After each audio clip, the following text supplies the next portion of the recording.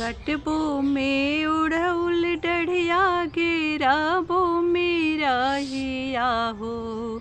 कटबो में उड़उल डढ़िया घेराबो मेरा हिया।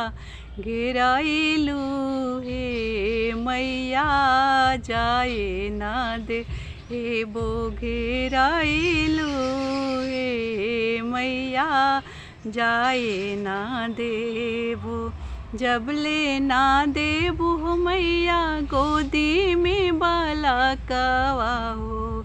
जबले ना देबू मैया गोदी में बाला कवा।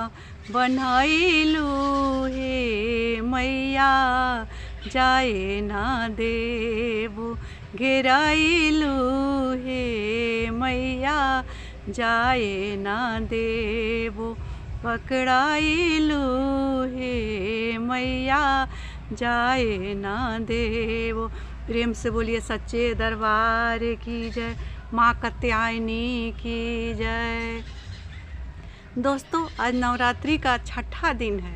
छठा दिन यानी माँ कात्यायनी, माँ कात्यायनी का दिन है। माँ कात्यायनी नाम कौन रखा और माँ का कात्यायनी नाम कैसे पड़ा? वैसे तो माँ जो नौ मैया है सो एक ही है, लेकिन वो अलग अलग जगह पर अपने भक्तों के कल्याण की है और अपने भक्तों का रक्षा की है। तो इसीलिए उनका जिस जगह पर जिस तरह से कल्याण की है उसी तरह उनका नाम भी नौ मैया का अलग अलग नाम पड़ गया है। तो उसी में एक छठा स्वरूप माँ का नाम है कात्यायनी, जो कि माँ बहुत ही दयालु और कृपालु है, करुणामय और कृपामयी माता है।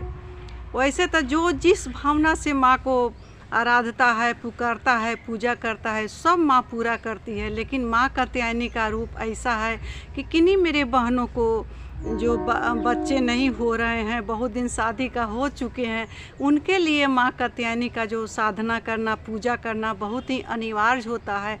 आपको कुछ नहीं आता है, कुछ समय भी नहीं है, घर के कार्य से गृहस्थी से जब फुर्सत नहीं मिल रहा है तो आप लोग क्या करें, एक घी का दीपक जला ले और लाल एक ओढ़ौल का फूल ले करके माँ के आगे में भोग रखे और ओढ़ौल फूल ले करके माँ से विनती करे। जो जिस कामना से बैठेगा माँ के सामने विनती करेगा, माँ अवश्य ही पूरा करती है। दोस्तों, उसी तरह मेरी माँ कात्यायनी है। कात्यायन नामक का एक ऋषि थे जो बहुत माँ का महान भक्त थे, बहुत पुजारी थे। जैसे रहसु भगत थे, वैसे ही जो कात्यायन नाम का जो ऋषि थे उसी तरह माँ का बहुत पूजा करते थे, बहुत भक्ति था उनमें और माँ का अनन्य भक्त थे। रात दिन, दिन और रात 24 घंटा माँ के भक्ति में लगे रहते थे। लेकिन उनके घर में कोई संतान नहीं था। तो जो कात्यायन नाम का ऋषि थे सो बहुत माँ का पुजारी थे, माँ से प्रार्थना करते थे, पूजा करते थे, माँ को कहते थे।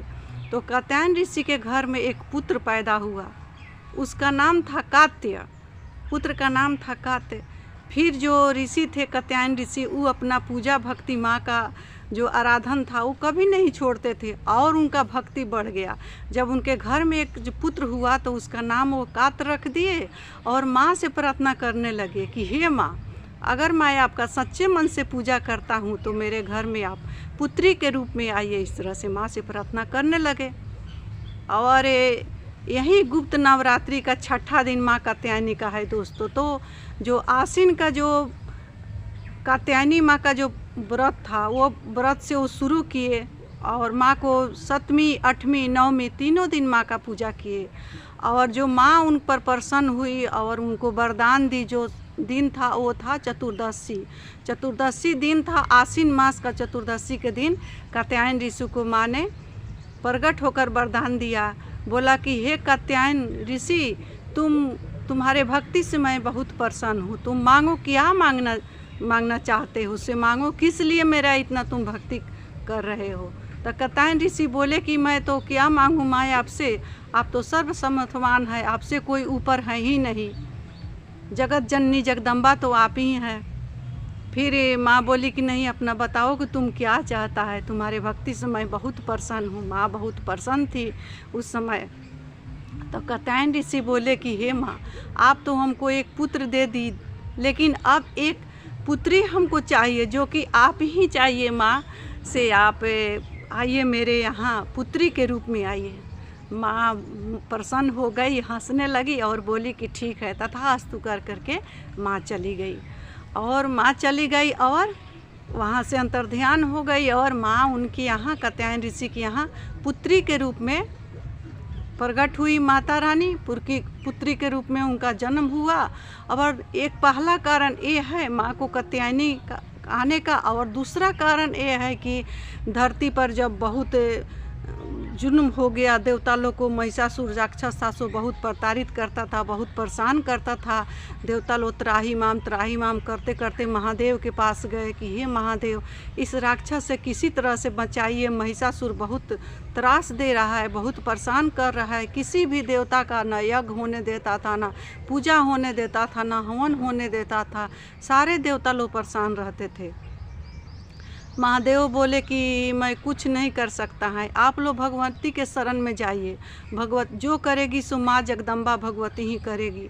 उसी समय सारे देवता लोग माँ का आराधन किया, पूजा किया, हवन किया। उस समय माँ प्रकट हुई और प्रकट हो की बोली कि आप बताइए, आप लोग किस लिए मेरा इतना पूजा पाठ कर रहे हैं, हवन कर रहे हैं, सो बताइए किस तकलीफ़ से। सारे देवता लोग माँ के सामने प्रणाम किया, हाथ जोड़ लिया और बोला लो कि हे माँ, महिषासुर दैत्य से हम लोग को बचाइए माँ, आप सर्वसमर्थवान हैं बचाने में, हे माँ दुर्गा। तो उसी समय माँ ने तथास्तु की और सारे देवता लोग को देखते देखते सारे देवता लोग फिर पूजा करने लगा वहाँ पर। और सारे देवता को लोग को देखते देखते महादेव ने अपना त्रिशूल दिए, विष्णु जी ने अपना चक्र दिए, और राम जी ने अपना धनुष दिए, और ब्रह्मा जी ने अपना कमंडल दिए। सारे देवता लोग था सो अपना अपना अस्त्र शस्त्र माँ को भेंट किया। कुबेर जी अपना मुकुट दिए सोना का माता रानी को।